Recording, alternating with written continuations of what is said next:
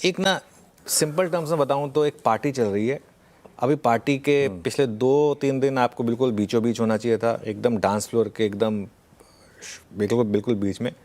अब समय है कि आप डांस करें, पार्टी में रहें, लेकिन पेरीफेरी में रहें, टुवर्ड्स द एंड में, गेट के पास रहें, क्योंकि जैसे ही वो अनाउंसमेंट हो कि अब बिल भरने का टाइम आ गया तो आप चुपके से निकल सकें बेसिकली, तो आपको बिल ना भरना पड़े।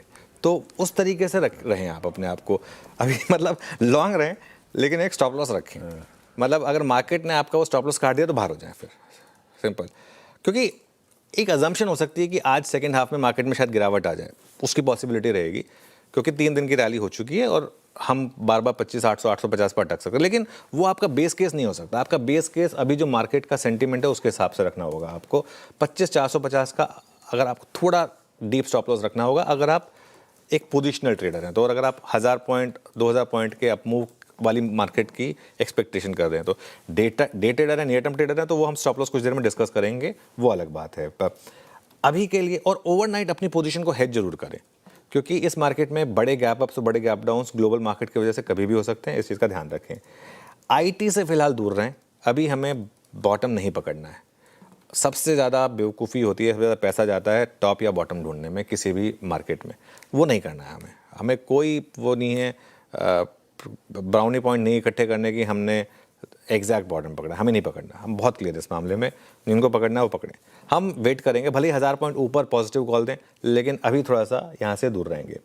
इस समय सबसे स्ट्रांग क्या है? बैंक्स, NBFCs और ऑटोज़।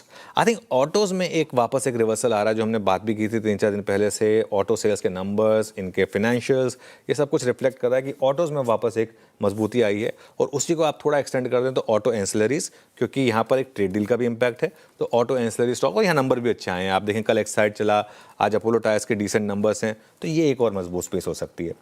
लेकिन ध्यान रहे, बाजार में मोमेंटम बदलते देर नहीं लगती। 3 दिन पहले तक सब नेगेटिव थे, आज सब पॉजिटिव हो गए हैं।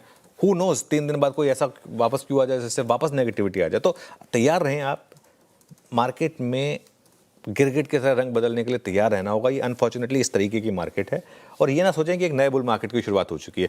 होपफुली हो चुकी है, वो हमें टाइम के साथ पता चलेगा।